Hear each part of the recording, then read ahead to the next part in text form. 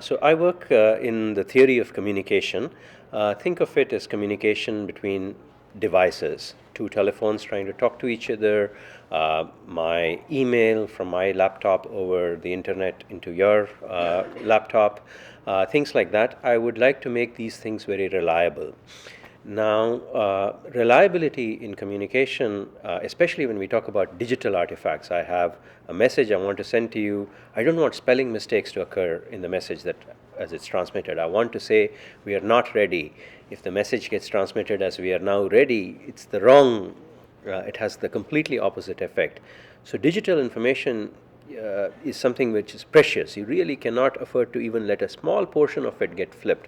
I mean, if you're talking about big numbers, I'm sending you, what is the price at which we are willing to sell stock, and you misinterpreted the most significant digit in it, then it's a huge difference in the price of the stock. So I cannot afford changes in locations. So we want to preserve the information absolutely accurately as well as it's possible. This is a theory that goes back to the work of Shannon in 1948 and Hamming in 1950. This is the period during which this was a problem that was first noticed by engineers and mathematicians, and they tried to come up with a solution. And till this period of time, communication has always been thought of as a continuous object. I send you sound signals, well, over the radio. If it's a little distorted, fine. Your ear and your brain knows how to make the corrections. But if it's digital information and I'm sending you a sequence of bits or letters from the English alphabet, then I cannot afford these mistakes. And one of the powerful pieces of wisdom coming from Shannon's theory goes back to Boole. And this is the idea that when we are transmitting digital information, on the one hand, you're handicapped by the fact that reliability, by every bit being very, very important. On the other hand, there is manipulation that you can do with bits, with finite symbols from some finite thing. And the manipulations that could be done were all predicted by Boole's theory of logic. The idea that Boolean logic can carry out many, many sophisticated operations, and they have a very nice calculus explaining it, was all predicted and forethought by Boole, and it applies very nicely. In the theory of communication, what it translates to saying is that things can be extremely, extremely made reliable, even when, in unexpected ways. When I want to send you some amount of bits, you'd say a certain amount of reliability can be achieved by a 10% overhead. If I want to double the number of bits that I want to send you, and I'm still willing to pay 10% overhead, my reliability goes up rather than down. This is a very remarkable thing, and it's a special feature of digital logic. And this is something that fascinates me. I would say the reason we were prepared with the mathematics at the time and before was because of Boole's theory of logic. To me, as a mathematician, it's even more fascinating what Boole did than as a computer scientist or as a communication theorist. I mean, for mathematicians, you're trying to deal with the concept of truth, and truth is a 0 or 1 concept.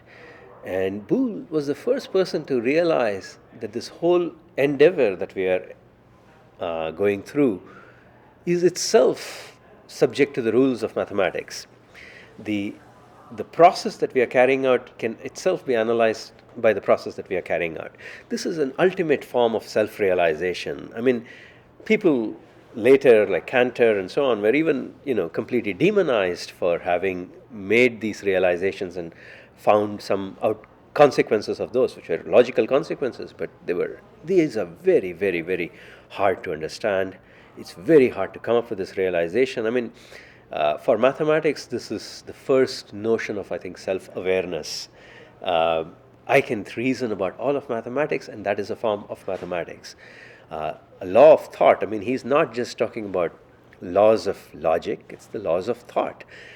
It is what we do interpreted in the rules of mathematics. To have even asked the question, what are the rules of logic? I mean, you're constantly trained, even today, kids and mathematics, they're constantly trained that real numbers are real mathematics.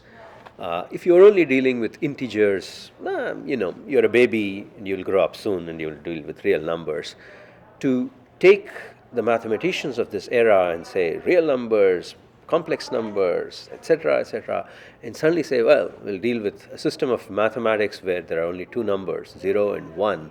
It seems like we're cheapening the whole endeavor. But to actually carry it out and to realize this is actually more powerful than everything else that we've been doing, it's a dramatic statement. I'm blown away by the idea that this could have been come up any time. Whenever we came up with this, I think it's inevitable that we would have come up with this at some point or the other. But whenever we came up with this, it must have been mind blowing for a few days. I mean, for a few 100 years maybe. Today we are at the stage where everybody says, yeah, this much music is equal to this much video, because this is bits and that's bits.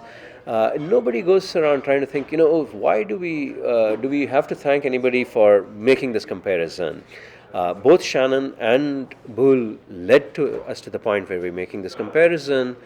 If we decide to do something explicitly, we go back maybe all the way up to Shannon, but the further back is even forgotten. I think this is the greatest tribute you can pay to a person or a scientist. A colleague of mine once said, the greatest compliment that a scientist can get is that you no longer capitalize their first name, their last name.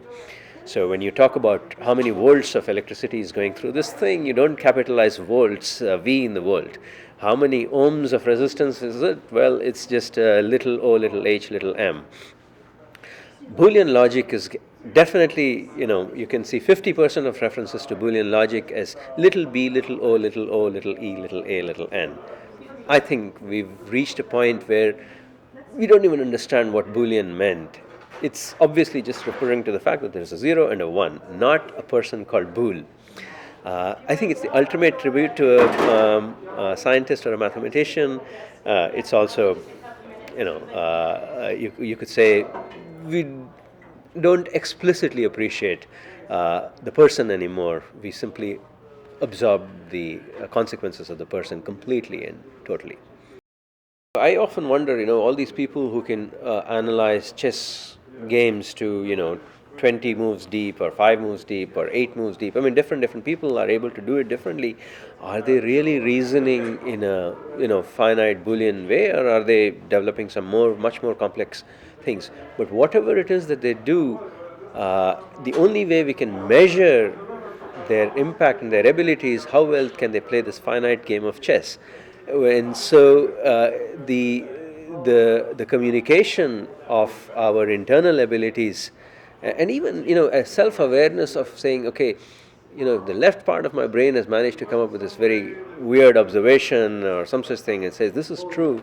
The only way it can even convince the rest of my brain is by actually articulating it into English language and saying things in a finite way, and then saying, oh yeah, and now I can sort of derive it from these finite sequence of steps and by applying logic to them.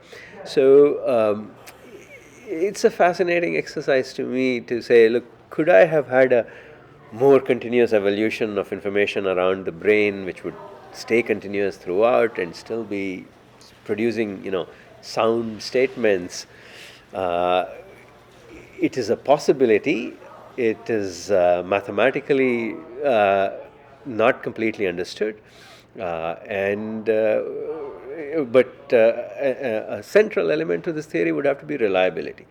Can I do all this with reliability? The nice thing about Boolean logic is reliability is, especially if you sort of take Boole combined with Shannon, and today you say, look, reliability is given, okay, because we're working with bits, and bits can be made reliable.